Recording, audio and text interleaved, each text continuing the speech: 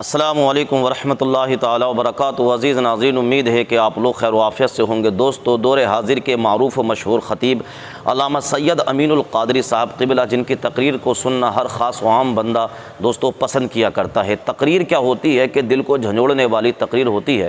دوستو، کلپ تقریر آپ لوگوں نے بہت سنی ہوں گی، مگر اس تقریر کو آپ لوگ سنیے ضرور۔ اگر آپ کی زندگی میں کبھی کوئی پریشانی یا کبھی کوئی دقت آئی ہوگی، اس تقریر کو سننے کے بعد انشاءاللہ آپ کی جو ہے زندگی کامیاب ہو جائے گی اور آپ کو صبر کرنے کا ایک حوصلہ، ایک جذبہ مل جائے گا۔ آج پریشانی آتی ہے، ہم گھبرا جاتے ہیں اور جو ہے ایک طریقے سے پریشان ہو جاتے ہیں، یہ سوچتے ہیں کہ کیا ہوگا۔ آئیے اس تقریر کو ہم لوگ سنتے ہیں، اس تقریر سے ایک جذبہ اور ایک حوصلہ آپ لوگوں کو ملے گا۔ سنتے ہیں سید صاحب کی اس تقریر کو، جی لگا کر آپ بھی سنیے، میں بھی سنتا ہوں۔ علماء کی بارگاہ میں سبق سناتے ہوئے غلطی کروں تو میری اصلاح کریں گے، احسان کریں گے مجھ پہ۔ صبر کا مطلب کیا؟ اب تک بچپن سے ہی سنا، ابا مر گئے نہ رونا صبر کرو، بیٹا مر گیا نہ رونا صبر کرو۔ یعنی لوگوں کے ذہن میں سوچ بن گئی نہ رونا صبر ہے اور رونا صبر کے خلاف ہے۔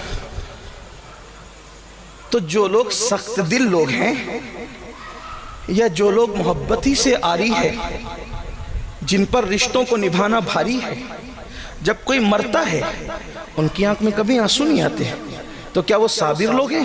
اور ان اللہ مع الصابرین ان کے لیے جو باپ کا جنازہ پڑھنے بھی نہیں آتے، اگر آتے ہیں تو ہاتھ بن کر کے کھڑے رہتے ہیں، ہم ناپاک کے پڑھ نہیں سکتے، وہ صابر لوگ ہیں۔ مولوی رو رہا ہے بیچارہ باپ کی میت پہ، کا یہ بے صبرہ ہے، اور شرابی آنکھیں تان کر کے کھڑا ہے، کہ دیکھو کتنے صبر کے ساتھ کھڑا۔ وہ صبر کے ساتھ نہیں، وہ تو سوچا ہے بڈھا مر گیا اچھا ہوا تاکہ میرے راستے کی رکاوٹ گئی، باپ مرا اچھا ہوا تاکہ مجھے حصہ ملنا ہے۔ بڑی معذرت کے ساتھ رونا صبر کے خلاف نہیں، رونے سے رکنا صبر نہیں۔ اگر رونا صبر کے خلاف ہوتا، اس حدیث کا جواب آپ کہاں سے لائیں گے کہ میت پر تو رسول اللہ خود بھی روئے ہیں، میت پر حضور خود بھی روئے ہیں، اور پوچھا گیا تو حضور نے فرمایا یہ صبر کے خلاف نہیں ہے، یہ تو نشانی محبت ہے۔ رونا بے صبری نہیں ہے، رونا تو محبت کی نشانی ہے۔ کہاں کہاں بتاؤں کہاں روئے؟ اماں خدیجہ کا جنازہ ہے، رو رہے ہیں۔ حضرت ابراہیم کو دفن کرنے رو رہے ہیں۔ حضرت ابراہیم کے موقع پر تو لوگوں نے پوچھ لیا، یہ ابراہیم ابن محمد حضور علیہ السلام کے سب سے کم سن صاحبزادے، آخری صاحبزادے جو حضرت ماریہ قبطیہ سے پیدا ہوئے، ان کا وصال ہوا تو حضور دفن کرتے ہوئے رو رہے، خاموش آنسو جاری۔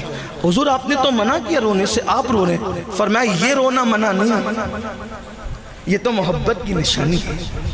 یہ کوئی جدا ہو رہا ہے، کوئی دل کا پھل ٹوٹ رہا ہے، کسی کی گود خالی ہو رہی ہے، کسی کی گود اجڑ رہی ہے، کسی کے جانے سے تانے کا ذریعہ کچھ بن رہا ہے نا؟ تو یہ رونا صبر کے خلاف نہیں، محبت کی نشانی۔ حضور روئے، ماں خدیجہ کے جنازے پر روئے، حضرت ابراہیم کے وصال پر روئے، اسی طریقے سے حضرت حمزہ کے جنازے پر روئے، اسی طریقے سے حضرت اسود کے جنازے پر روئے، حضرت شہدائے احد کے جنازے پر روئے۔ حضور علیہ السلام آنکھوں سے آنسو جاری ہے، حتیٰ کہ بعد وصال بھی حضور امام حسین کی شہادت پر روئے، اٹھا کر کے سیاہ کو دیکھیں، دن بھر خون جمع کر رہے ہیں، آنکھ سے آنسو جاری ہے۔ حضرت ابن عباس نے جو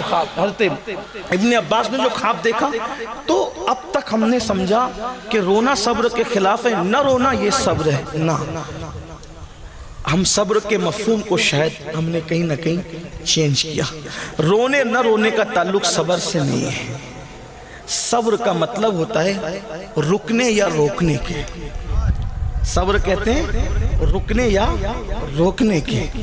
تو صبر کا جو اصل مفہوم ہے وہ ہے اس سے رکنا جس سے اللہ نے روک دیا۔ اب صبر کیا ہوا؟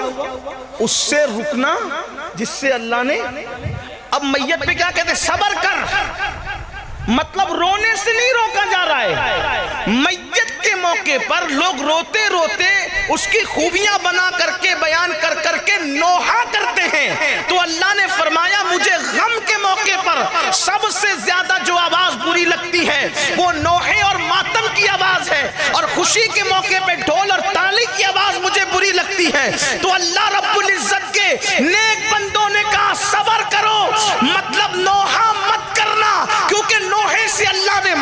کیا ہے، ماتم مت کرنا، ماتم سے اللہ نے منع کیا ہے۔ اب کیا مطلب ہوا؟ صبر کا مطلب یہ کہ جس چیز سے اللہ نے تجھے روک دیا ہے اس سے رک جانے کا نام صبر ہے۔ اب قرآن کہہ رہا ہے استعینوا بالصبر، صبر اور مدد، صبر اور نماز سے اللہ کی مدد طلب کرو، یعنی جن جن گناہوں سے اللہ نے تمہیں روک دیا ہے تم اس سے رک جاؤ، اور رکنے کے بعد نماز ادا کرو۔ آج بھی آسمان سے مدد اترتی ہوئی اپنی نگاہوں سے دیکھ لو۔ سبحان اللہ، سبحان اب اللہ۔ مدد کیوں نہیں آتی؟ اب مدد کیوں نہیں؟ کہ ہم رک نہیں رہے ان کاموں سے جن کاموں سے اللہ نے روکا ہے۔ ہم ہر وہ کام کر رہے ہیں جس سے اللہ نے روکا ہے۔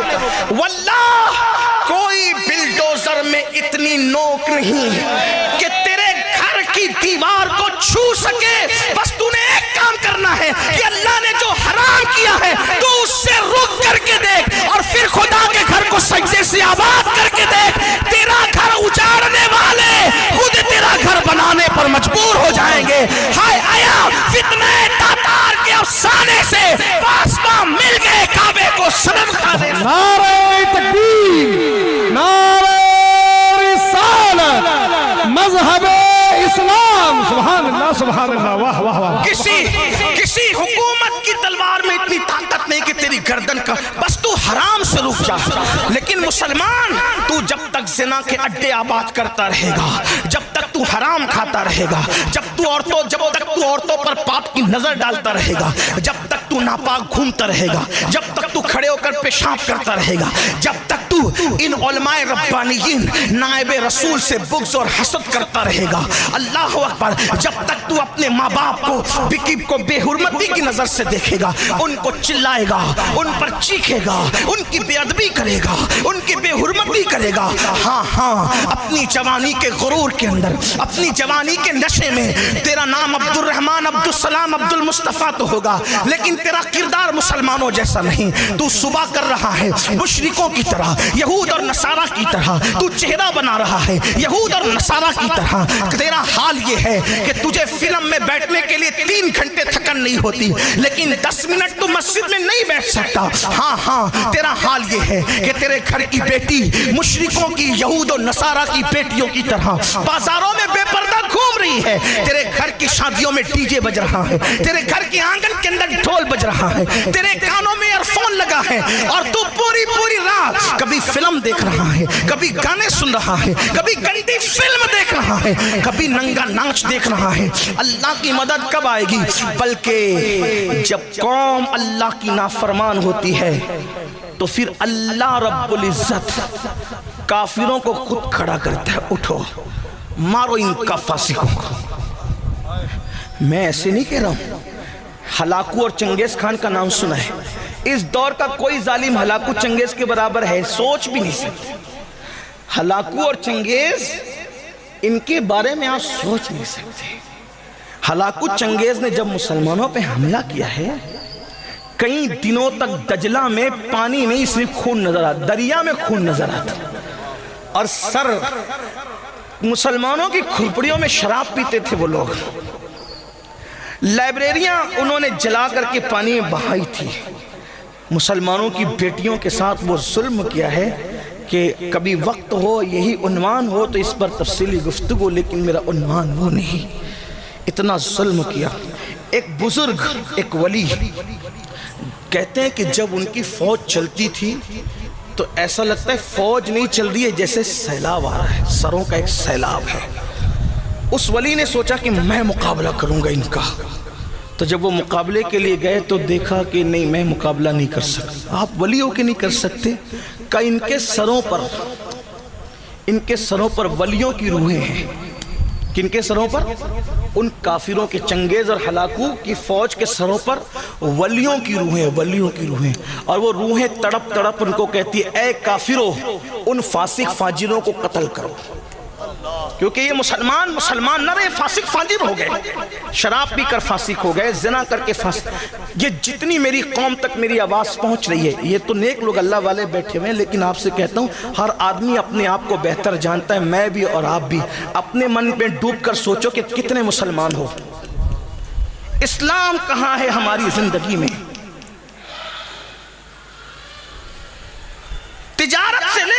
آج تک کون سے ہم مسلمان ہیں؟ ہمارے اندر اسلام کتنا ہے؟ ایک یہودی عیسائی جھوٹی قسم کھانے میں، حضرت اگر یہودی کو کہہ دو موسیٰ کی قسم کھائیں، یا وہ عیسائی سے کہے تو عیسیٰ کی قسم کھائیں، وہ نہ کھائیں گے. اور تم 10 روپے کی سبزی اور 200 روپے کی چپل بیچنے کے لیے اللہ کی جھوٹی قسم کھاتے ہو. کتنے مسلمان ہو؟ ہنسنے کی بات نہیں. ہاں، یہودی اپنا مذہب کسی لڑکی کی بنیاد پہ چھوڑنے کو تیار نہیں. عیسائی اپنا مذہب کسی لڑکے کو دیکھ کر چھوڑنے کو تیار نہیں. اور یہ مسلمانوں کا حال ہو گیا کہ اگر کوئی لڑکی خوبصورت نظر آئے تو اپنا مذہب بھی اس کے قدموں میں رکھتے. تو کیا ہلاکو چنگیز خان سے زیادہ ظالموں کا تمہیں انتظار ہے؟ اور ان لڑکیوں کا حال یہ ہو گیا جو کنیزان فاطمہ کہلاتی ہے. اگر کوئی خوبصورت اور مالدار نظر آ گیا تو اس کے قدموں میں مذہب رکھ دیا. یاد رکھنا، مذہب کا کھلواڑ کرنے والوں کو زیادہ دن تک خوشی دیکھنا نصیب نہیں ہوتی. اگر کوئی بیٹی کسی خوبصورت اور مالدار کے چرنوں میں مذہب کی قربانی اور بلی دے رہی ہے تو ایک دن اس پر وہ آئے گا کہ وہ چھوڑ کر کے بھاگے گا، اور پھر مذہب اسلام بھی اس کو پناہ نہیں دے گا، اور وہ در در بھیک مانگنے پہ مجبور ہو جائے گی، عبرت کی موت مرنے پہ مجبور ہو جائے گی. اور ایسا ہی ان لڑکوں کا حال ہے جو حسن پر، جو دولت پر، جو طاقت پر، ان کے قدموں میں آج اپنا مذہب قربان کرنے. نادان، ایمان اور اسلام اس دولت کا نام ہے.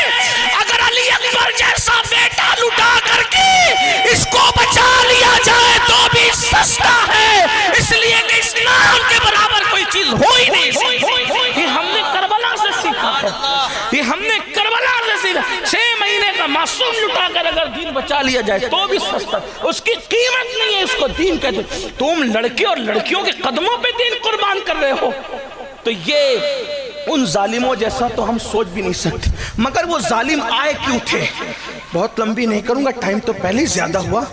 تھوڑی دیر غور کرنا، شارٹ کروں گا. حالانکہ مجھے بہت سے عنوانات دیے گئے لیکن اب عنوانات کو چھڑنے کا ٹائم بھی نہیں. اللہ کرے کسی کے دل میں بات اترے. یاد رکھنا، تو آخر ہلاکو چنگیز خان جیسے ظالم مسلمانوں پہ کیوں مسلط کیے گئے؟ اور ولیوں کی روحیں کہہ رہی تھی ایک کافر ان فاسقوں کو مار ڈالو، قتل کرو.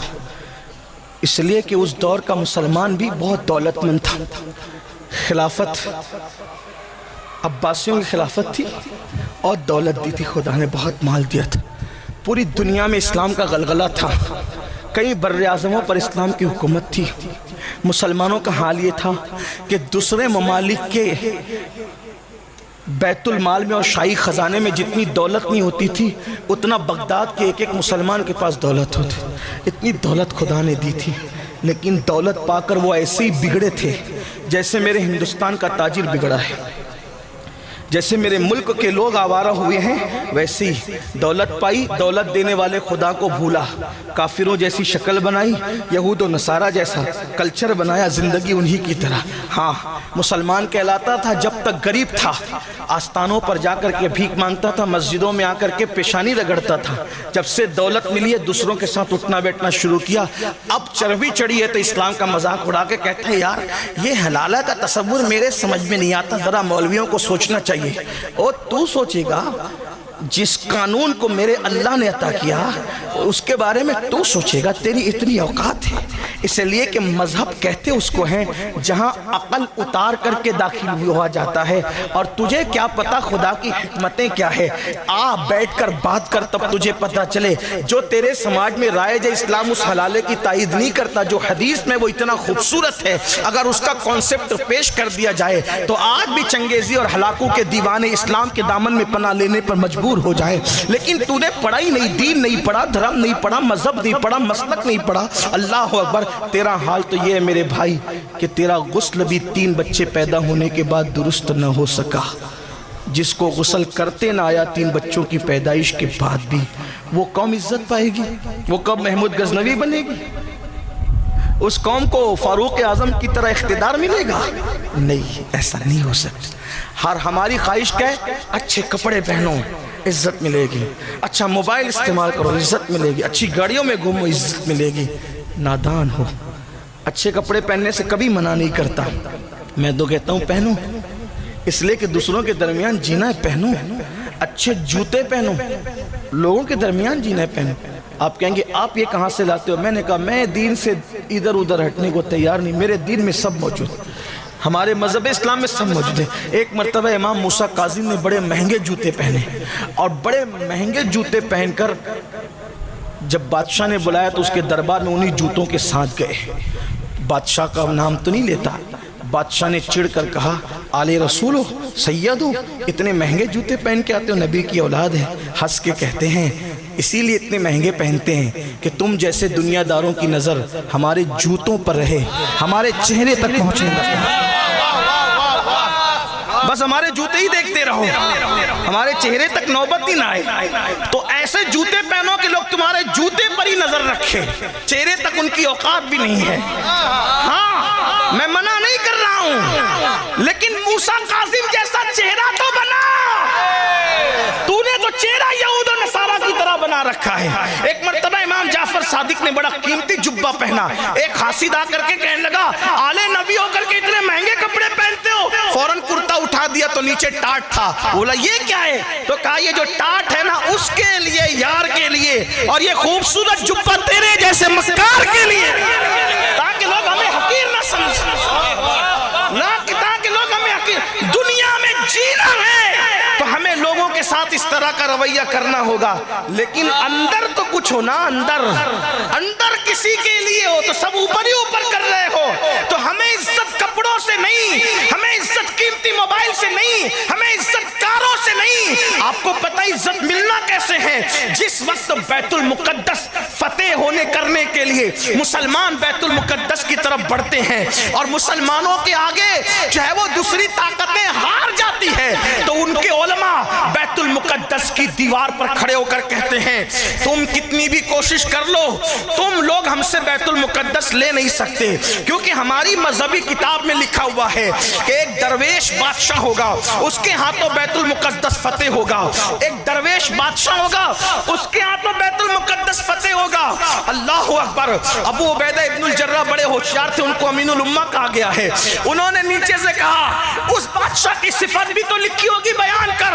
تو کہا ہاں تیرا چہرہ گول ہے، وہ تو فتح کرنے آیا نا بیت المقدس، تیرا چہرہ گول ہے، تو نہ کر سکے گا. اس کا چہرہ تھوڑا سا لمبا ہے، اس کی داڑھی بڑی بڑی پتلی پتلی سینے تک آئی ہوئی ہے، اس کا چہرہ سرخ ہے، اس کے ہونٹ پتلے پتلے ہیں، تیرے گال اوپر ہے، اس کے گال اندر کی طرف ہے، اور اس کی جو لنگی ہے وہ اس کے ٹکنے کے اوپر ہے، اس کا لباس اس طرح کا ہے اور وہ اس طرح کا اور اس طرح کا ہے. جیسے جیسے وہ پڑھتا جا رہا تھا ابو عبیدہ مسکراتے جا رہے تھے. اس بوڑھے راہب نے کہا میری بات پر تو ہنستا کیوں ہے؟ تو فرمایا تو جو صفت بیان کر رہا ہے وہ درویش بادشاہ ہمارے ہی پاس ہے، لیکن وہ بیت المقدس میں نہیں، وہ مدینہ منورہ میں موجود ہے. سبحان اللہ. نعرہ تکبیر، نعرہ رسالت. بلا اس کو، اگر میں دیکھ لوں گا تو اس کو بن لڑے چابی دے دوں گا. پھر ابو عبیدہ خط لکھتے امیر المومنین جانشین رسول فاروق اعظم سیدنا عمر ابن الخطاب غیث المنافقین امام المجاہدین امام المشاہدین فی رب العالمین. اللہ اکبر. میرے نبی کا جانشین، میرے نبی کا پروردہ، میرے نبی کا تربیت یافتہ، جس کو رسول اللہ نے سجایا سوارا نکھارا اور اتنا بلند کر دیا کہ آقا فرماتے میرے بعد کوئی نبی ہوتا تو وہ عمر ابن خطاب ہوتے. لا نبی بعدی، مگر میرے بعد کوئی نبی نہیں. 3 بر اعظموں کا حاکم، ایک ملک کا نہیں، 3 بر اعظموں کے حاکم کو خط لکھا ہے بیت المقدس آنا ہے. آج دیکھ لو دنیا کے وزیروں کو ایک ملک سے دوسرے ملک جاتے تو کتنا اتراتے ہیں، پھر بھی حال یہ ہوتا ہے کہ لوگ نظر اٹھا کر دیکھتے بھی نہیں. جن لوگوں کو پتا ان کو پتا ہے، منہ تکتے رہتے لوگ.